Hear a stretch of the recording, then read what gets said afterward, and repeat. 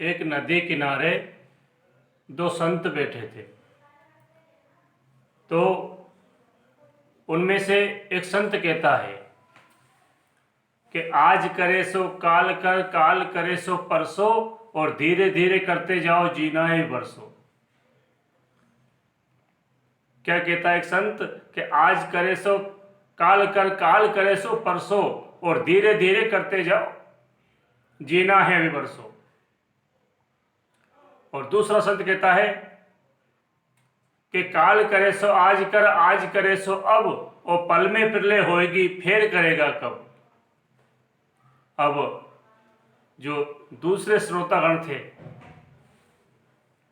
वो दोनों के पास आए और कहने लगे कि आप जो कह रहे हैं वो पहले वाला सही है मेरे हिसाब से, कि काल काल करे सो आज कर, आज करे सो अब, पल में पिरले होएगी फिर करेगा कब। ये बात समझ में आती है, लेकिन आप जो दूसरे संत जी कह रहे हैं ये बात समझ में नहीं आती है कि आज करे सो काल कर, काल करे सो परसों, और धीरे धीरे करते जाओ जीना ही बरसों।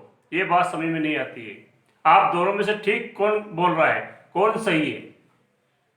तो एक संत के पास जाते हैं, वो संत कहते हैं मैं सही हूं, और दूसरा संत के पास जाते हैं वो कहते हैं मैं भी सही हूं।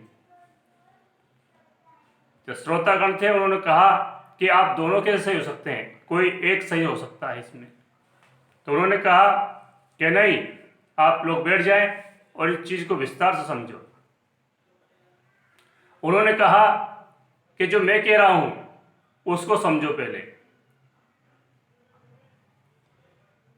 कि काल करे सो आज कर, आज करे सो अब, और पल में पिरले होगी फिर करेगा कब। तो संत समाज, ये श्रोतागणों, जो आपके अंदर धर्म की भावना पैदा हो गई है उसको तुम कल पे मत डालो, आज ही कर डालो। क्योंकि रावण की भी जब अंत समय आ गया था तो भगवान श्री राम ने उनको, लक्ष्मण को पहुंचाया रावण से ज्ञान लेने के लिए। तो रावण ने भी ये बात कही कि मेरे से बहुत बड़ी गलती हो गई, मेरा विचार था कि स्वर्ग में सीढ़ी लगवा दूं ताकि कोई भी इंसान स्वर्ग तक जा सके, चाहे वो धर्मी हो या अधर्मी, और एक सोने में सुगंध खुशबू पैदा कर दूं, ये मेरा मन था। लेकिन मैंने अहंकार के बस ये बात डाल दी कि कल कर लूंगा, और कल करते करते आज मैं काल के गाल में चला गया हूं। तो धर्म की भावना यदि पैदा हो गई है, भागवत करवाना है आपको, कोई शुभ कार्य करवाना है, भगवान का मंदिर बनवाना है, भूमि दान करना है, या कोई भी धर्म कार्य करना है, वो आज ही कर डालो। ये बात इन संत से सुनी। दूसरे संत के पास गए कि आप क्या कहना चाहते हैं, कि आज करे सो काल कर, काल करे सो परसों, और धीरे धीरे करते जाओ जीना ही बरसों। तो वो कहने लगे कि मैं भी सही कह रहा हूं। यदि आपके अंदर पाप की भावना पैदा हो गई है, कोई गलत काम करने की भावना पैदा हो गई है, तो उसको परसों पे डाल दो।